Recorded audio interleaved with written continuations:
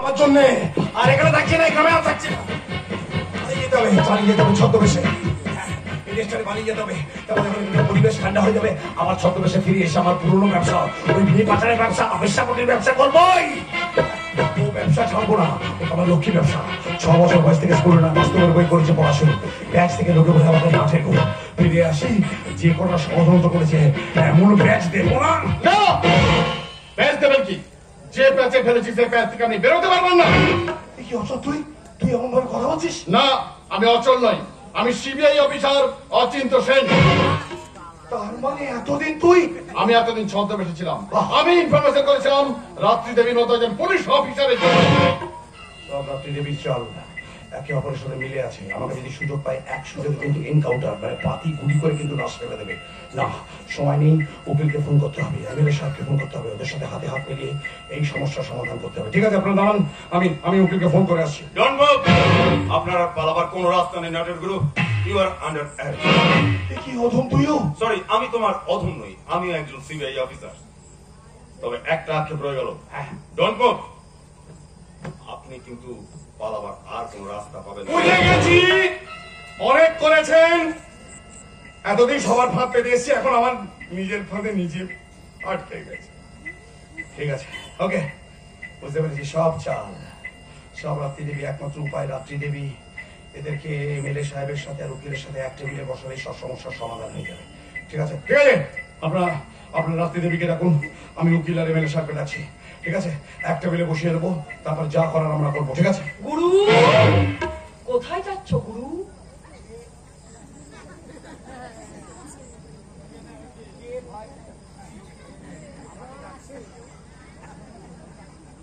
কেউ ডাকেছে? ভাই তার কে ডাকেছে?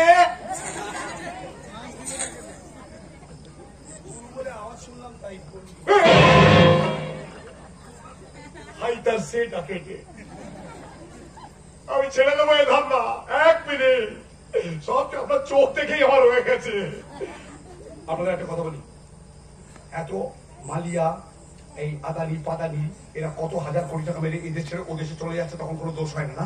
আমি একটা ছোট্ট ব্যবসা করি, সেই জন্য এরা নিয়ে গিয়ে আমাকে প্রচুর কেলান খেলাবে। আপনাদের ভালো লাগবে?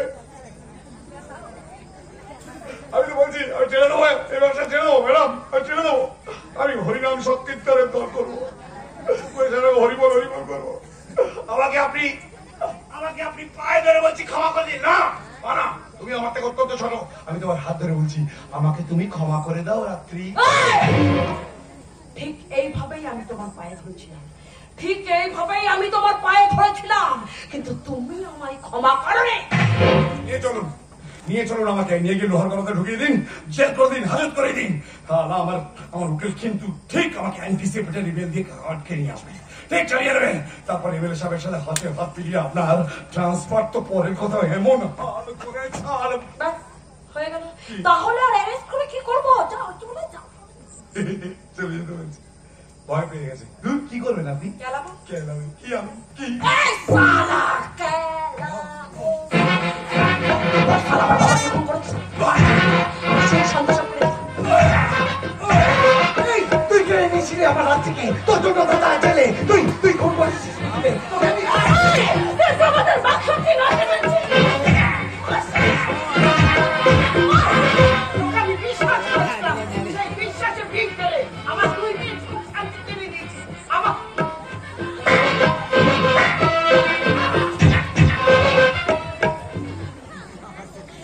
সবাই মিলে কেন চাপড়াতে ভালো লাগছে? কি বললেন? ভালো লাগছে? তিন দিন হাততালি দিন আছি।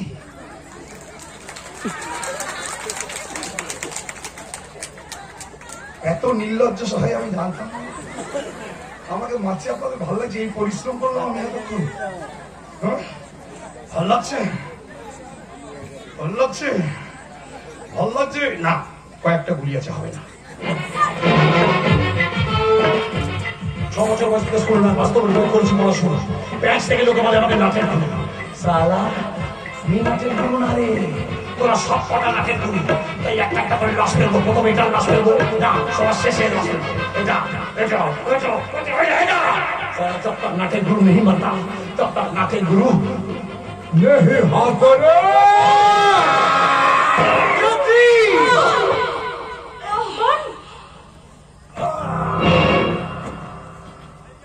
जब तक ये रात्रि नहीं मरता तब तक ये रात्रि नहीं हारता रे।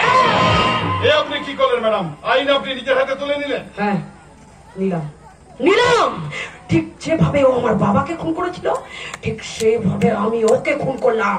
হত্যার বদলে হত্যা।